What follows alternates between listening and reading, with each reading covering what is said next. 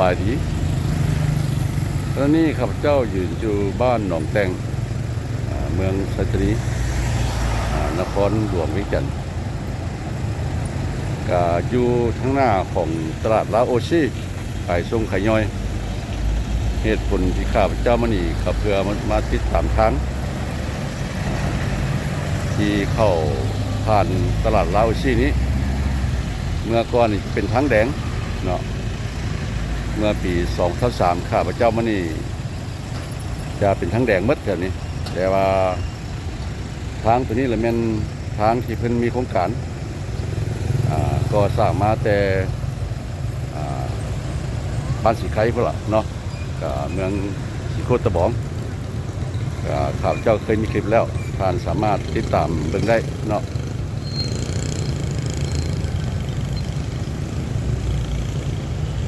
ทางนี้ก็เพิ่นก็โครงการเพิ่นสำเร็จในก่อนปีใหม่ลาวเพิ่นเว้านี่เนาะแต่ว่าครับก็ขี่รถไก่มาแล้วก็เคยมีคลิปนึงแล้วหรือว่า2คลิปแล้วนี่ล่ะเนาะประมาณนี้เพราะว่าข้าพเจ้ามาติดตามแล้วก็ต่อมา FC ก็ให้ข้าพเจ้ามาติดตามอีกเนาะก็เฮ็ดมาแต่ตลาดสีไข่เมืองสิโคตะบองแล้วก็ผ่านหลายๆบ้านมาเนาะก็จนฮอดหนองแตงก็ทางนี้ก็สิไปพุ่นล่ะหาสีเกิดเนาะแต่ว่าทางเพิ่นก็ยังบ่แล้ว 100% เทื่อแต่สีไข่หาสีเกิดเนาะแต่ว่าอยู่บ้านแถวสีเกิดเรียบร้อยแล้วเนาะเพิ่นได้ 100% แล้วแต่นั้นเนาะบ่ต้องห่วงแต่ว่าข้าพเจ้าจะมาติดตามทางที่ว่าทางเข้าไปก็ข้าพเจ้าจะมาติดตามทางที่ว่าข้าพเจ้าเคยเห็นเมื่อก่อนปี2023ซึ่งเป็นทางดินแดงเนาะราคาก็ข้าพเจ้าเคยใช้รถใหญ่รถจักรก็แถวนี้เป็นดินแดงเบิดเดี๋ยวนี้เพิ่นได้ปูคอนกรีตเรียบร้อยแล้วเนาะแล้วก็แถวนี้ก็คิดว่าเพิ่นก็คงจะได้ทันตามกำหนดการบ่ก็ว่าข้าพเจ้าขี่รถมาแต่สีไข่เพิ่นก็ยังขุดเขี้ยวกันอยู่เนาะแล้วก็จนมาฮอดหนองแตงนี่ข้าพเจ้าก็เลยมาหยุดรถจักรอยู่นี่เพื่อสิถ่ายทำหอมที่ว่าตัดใส่ตลาดลาโอชีนี้เนาะเพิ่นได้ปูคอนกรีตไปหมดแล้วบ่เนาะก็สิพาทานน้ำเบิ่งเนาะ Yeah, I'm here at Nong Teng village. Yeah. To follow the construction, I mean the Ransford concrete road. Over here at Nong Teng, yeah. Before it's dirt 2 years ago. Now I see they have the concrete and then connect to the main street here. This street from Sikai village, Sikot Bong unit, and all the way go to Sikert village, the same district. But I already have the 1 or 2 clip already on this street. But this one I will go to the in the middle here. They have the Ransford concrete road already, yeah, because 2023 I didn't see the concrete road here. Now I see it. Yeah, I will take you guys take a dry motorcycle to this house at Laosi market. Detail and then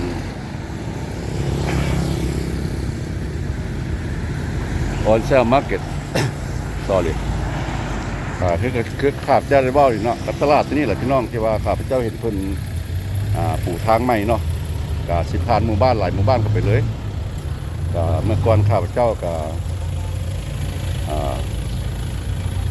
มาต่อแถวนี้เนาะที่เป็น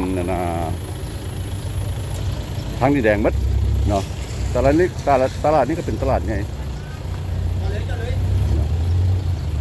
ลาเพิ่นก็สิมี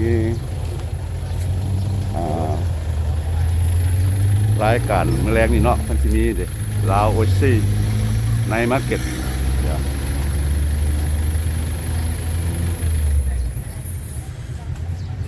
อันนึงคนเรียกว่าตลาดลาวโอซียิปยุโรปเนาะ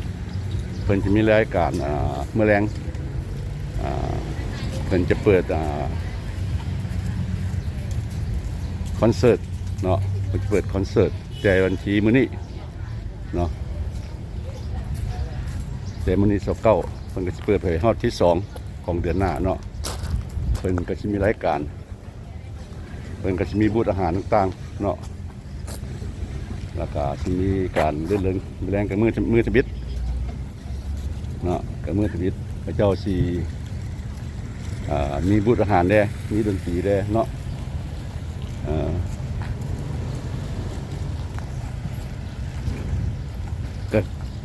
ก็สิมีของขวัญ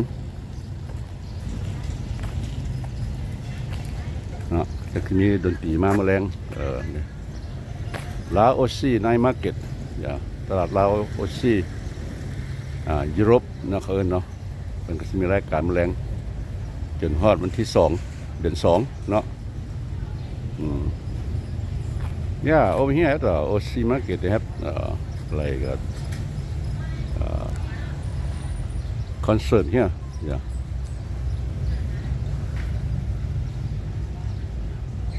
And we have like a booth, like the market. Yeah, night market. You see the booth over there. Just food.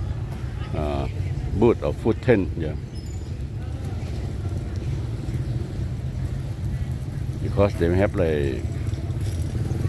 the food market here tonight, and then we celebrate until February 2nd, yeah. All right, but my job is come here to follow the construction reinforced concrete road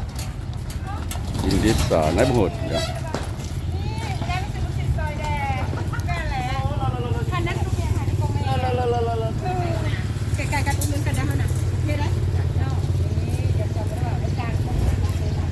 นี่ข้าพเจ้าก็เห็นนี่ทางไปใหม่นะพี่น้องเนาะทางใหม่เป็นตลาดที่ขายส่งขายย่อยเด้อตลาดลาวโอซีนี่อยู่บ้านหนองแตงเนาะหรือว่าตลาดลาวโอซียุโรปเนาะเป็นว่าของท่านแต่ทางนี่ถือว่า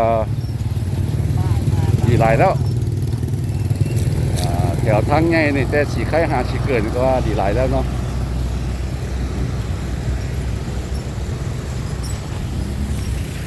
นี่ทางเกษตรเนาะเพิ่นว่าเนาะตลาดนัดกันคือลาวโอซีในมาร์เก็ตวันที่29มื้อก่อนที่2กุมภาพันธ์เนาะแต่4:00 นแรง12:00 นพบกับบูธอาหารที่มีหลากหลายกับบรรยากาศชิลๆพร้อมเสียงดนตรีเสพสดในทุกๆมื้อสถานที่เดินจอดรถหน้าตลาดลาวโอซีเนาะมีกิจกรรมแจกของรางวัลเป็นว่าเนาะประมาณนี้that's what they have for this area they call Lao Osi Night Market. They sell all kind of food and have the give away the gift, yeah, and they have the band or music, something like that. But I keep going to follow this new road here. Okay, เนาะพันว่างเนาะพอชี้เข้ากับพาไปเลาะว่าเพิ่นสิฮอดใส่แดเนาะทางเส้นนี้เนาะไปกันไปกันนะพี่น้องเนาะติดตามถนนที่ว่าเป็นหาก็สร้างบ่พอเท่าไหร่เนาะไปกันแถวนี้ก็วุ่นสมควรวุ่นสมควรเพราะว่าเป็นตลาด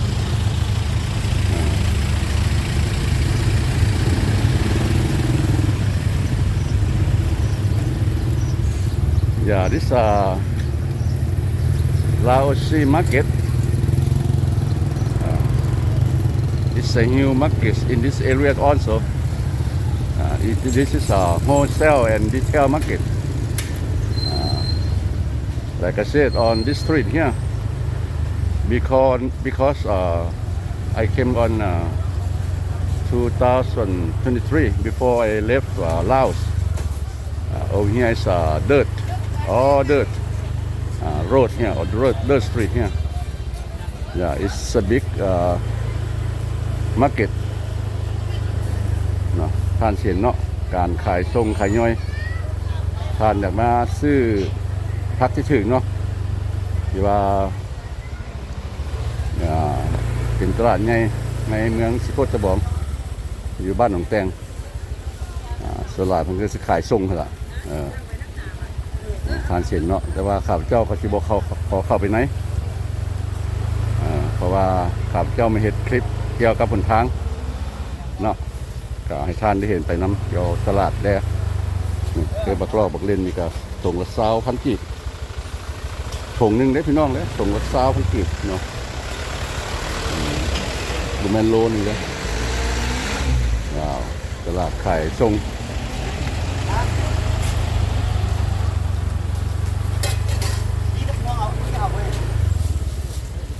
ทางไหนก็เต็มพี่น้องเด้อ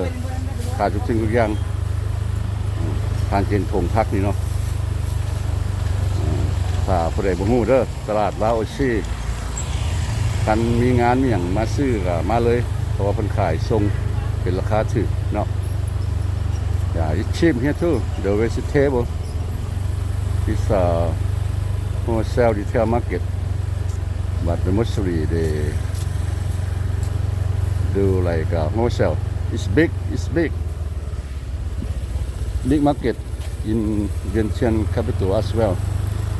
yeah. But I won't go inside because I come here to follow the street yeah.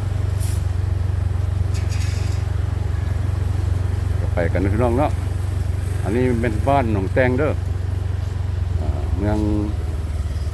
สิโคตะบองนครหลวงวิจันทร์แล้วตลาดเพิ่นก็สิมีขายทุกอย่างหั่นล่ะเป็นซีนเป็นปลาเนาะส่วนหลายจะเป็นผักพี่น้องแต่นี่จะเป็นผักหลาย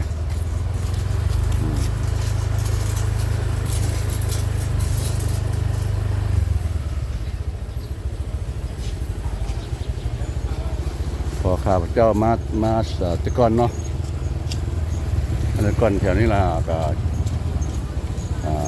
เนี่ยนาตลอดแต่ว่าทางนี่บ่สะดวกปานใดนี่เพิ่นก็มีผักขิงนี่เพิ่นก็ปูให้เรียบร้อยแล้วเนาะปูไปเรียบร้อยแล้วแถวนี้ก็บักกล้วยกล้วยน้ำกะหวีนึง 10,000 กีบขายพลาดเป็นหวีเนาะอันนี้เพิ่นก็ขายส่งคือกันเนาะเดี๋ยวขายกล้วยราคาส่งเนาะเป็นฮับกล้วยราคาส่ง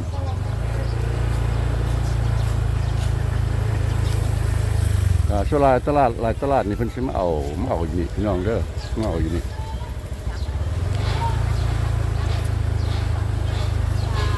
เป็นบ่อนขายกล้วยหมดนี่เนาะ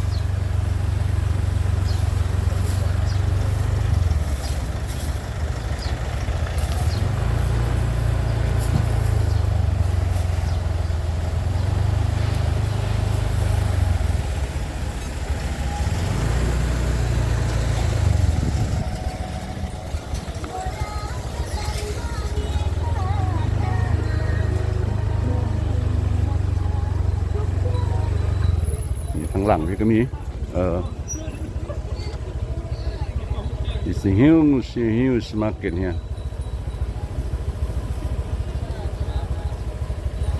okay past that let's go follow the street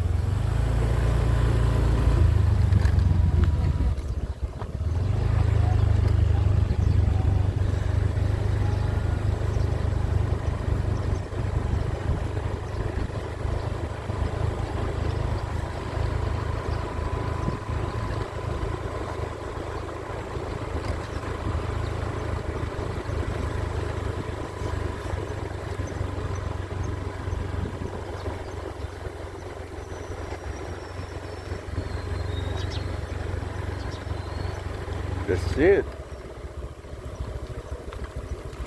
Not too far. Just over here. Sorry, guys. That's it. They just stop here. Yeah, no more. And I see the nice house here. Yeah.